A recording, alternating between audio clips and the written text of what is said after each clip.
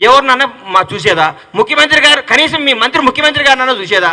మా ముఖ్యమంత్రి గారు ప్రతిరోజు ఏ మీటింగ్ పెట్టుకున్నా సహచార మంత్రివర్గాన్ని అందరిని కూర్చోబెట్టుకుని ఆఫీస్ అందరిని కూర్చోబెట్టుకొని ఇది సమస్య, ఇది ఇట్లా చేస్తున్నాం, ఇది ఇట్లా మాట్లాడుతున్నాం అని మాట్లాడుతున్నారు.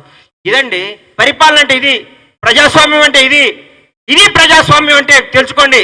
మంత్రులు మా ముఖ్యమంత్రి గారు మా మంత్రులు ఎట్లా పనిచేస్తున్నారో చూడండి. మీరు మా ఆఫీసర్ ఎట్లా పనిచేస్తున్నారో చూడండి. మా పోలీస్ వ్యవస్థ ఎట్లా పనిచేస్తుంది చూడండి. చిన్న తప్పు చేస్తే స్టేషన్లో మొత్తం మార్చేసిండే మా సిపి గారు. ఇది బ్యూటీ ఆఫ్ డెమోక్రసీ. ఇది తెలంగాణ రాష్ట్ర ప్రజలు కోరుకున్న నాయకత్వం. ఇది తెలంగాణ ప్రజలు కోరుకున్న పరిపాలన. ఇది అందుకోసం దయచేసి చెప్తున్నా, అయ్యా మల్లారెడ్డి, నువ్వు ఊరికే పిల్లలు రక్తం దాకా సంపాదించిన డబ్బుతో విర్రవీగకు, నోటికి ఏదొస్తే మాట్లాడకు, ఏదొస్తే మాట్లాడకు. మేము నిన్ను అనలేమా? నిన్ను విమర్శించలేమా? నువ్వు మాట్లాడలేమా? డబ్బుందనే కదా నీ అహంకారం. చరిత్ర రాజ్యాలు కూలిపోయినాయి, చరిత్ర గొప్పది. రాజ్యాలు కూలిపోయి రాజులు మొత్తం బికారులయ్యారు.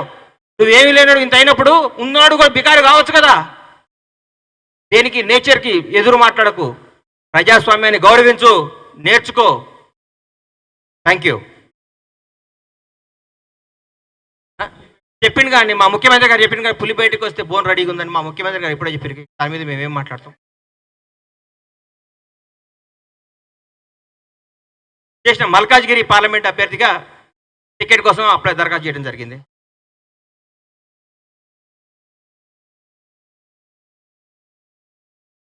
దున్నపోత వస్తుంది, చిన్న దున్నపోత వస్తుంది, కట్టి పడేస్తాం.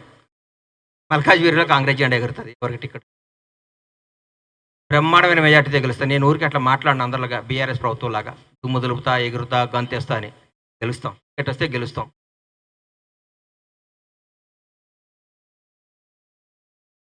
కాంగ్రెస్ జాయిన్ చేసుకోదేమో ఆయనను, మేమైతే జాయిన్ చేసుకున్నాం. మా మంత్రి ఎందుకు ఇస్తారని మా దగ్గర మహానుభావులు ఎట్లుందండి మా పరిపాలన? ఎట్లుంది? ఆ దున్నపోతున్నా సార్ జాయిన్ చేసుకునేది.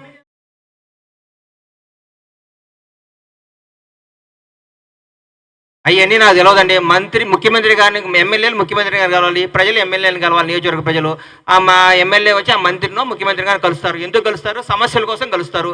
అయ్యా మా ఈ నియోజకవర్గం, మా షాద్నగర్లో ఈ సమస్య ఉంది, మాకు ఈ వాటర్ సమస్య ఉంది, ఈ సమస్య ఉంది, ముఖ్యమంత్రి గారు దయచేసి ఆలకించండి కలుస్తారు. దానికి తప్ప సార్? ముఖ్యమంత్రి ఏంది? రాష్ట్రాన్ని పరిపాలించే ముఖ్యమంత్రి మంత్రివర్గాన్ని ప్రతి ఎమ్మెల్యే, ప్రతి నాయకులు కలవటం అనేది ధర్మం. అది ప్రజాస్వామ్యం. వాళ్ళలాగా మంత్రులు కలవకుండా, ఎమ్మెల్యేలు కలవకుండా ఒక దాంట్లో ఉండి ముఖ్యమంత్రిని కలవాలంటే భగవంతుడు తిరుపతి దర్శనం కూడా అయితే ముఖ్యమంత్రి దర్శనం కాదంటే కాదు కదా. మా ప్రజల ముఖ్యమంత్రి, ప్రజా ముఖ్యమంత్రి. మా ముఖ్యమంత్రి గారు అందరికి అందుబాటులో ఉంటారు. 5 నుంచి అపాయింట్మెంట్లు ఇస్తున్నారు, నైట్ 11 దాకా మీటింగులు చేస్తున్నారు. ఇది ప్రజాపాలన.